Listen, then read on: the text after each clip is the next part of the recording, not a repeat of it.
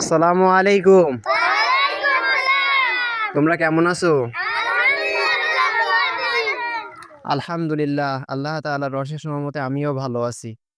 আলহামদুলিল্লাহ, তোমাদের মাদ্রাসা তো আলহামদুলিল্লাহ অনেক দূর এগিয়ে গেছে। প্রায় চাল পর্যন্ত হয়ে গেছে। ইনশাআল্লাহ খুব শীঘ্রই হয়ে যাবে আমরা আশা করি এবং দোয়া করি তোমাদের জন্য। তোমাদের লেখাপড়া ভালো হোক এবং তোমাদের ক্লাসরুম যেন আমরা দ্রুত করে দিতে পারি। সেই প্রত্যাশাই আমরা করতেছি। তোমরা এখন অন্যের বাসায় ক্লাস করতেছো, ইনশাআল্লাহ খুব শীঘ্রই তোমরা তোমাদের গন্তব্যস্থান মানে তোমাদের মাদ্রাসায় ক্লাস করবে ইনশাআল্লাহ।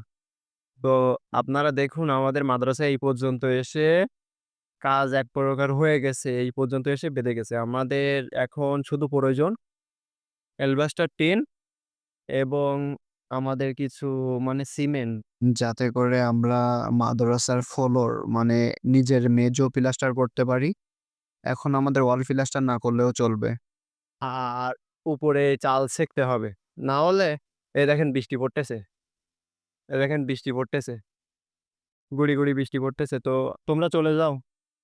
তো এখনো নতুন মাদ্রাসা মানে ঈদের পরে নতুন খুলছে। আমাদের মাদ্রাসায় ছুটি ছিল।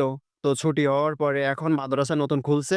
তো এখনো বাচ্চারা পরিপূর্ণ এসে পারি নাই। ইনশাআল্লাহ ২-১ দিনের ভিতর সবাই চলে আসবে।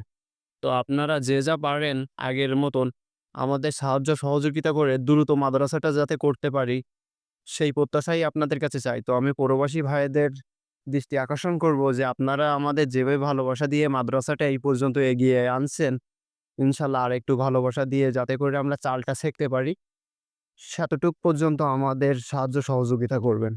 আর ইনশাআল্লাহ এভাবেই ভালোবেসে আপনারা সঙ্গে থাকবেন। এই দেখুন আমরা নারকেল গাছ কিনে নিয়ে আসছি, চুটাও কাটায় নিয়ে আসছি। এখন আমাদের টিন হলে আর ভিতরে কিছু ইট প্রয়োজন। আর সিমেন্ট প্রয়োজন। তাহলে ইনশাআল্লাহ খুব দ্রুত আমাদের মাদ্রাসা হয়ে যাবে ৮-১০ দিনের ভিতর। তো আপনারা সবাই একটু আমাদের মাদ্রাসাটার দিকে খেয়াল করবেন। তো আসসালামু আলাইকুম। সবাই ভালো থাকবেন। আমি সকলের জন্য দোয়া করি। আল্লাহ আপনাদের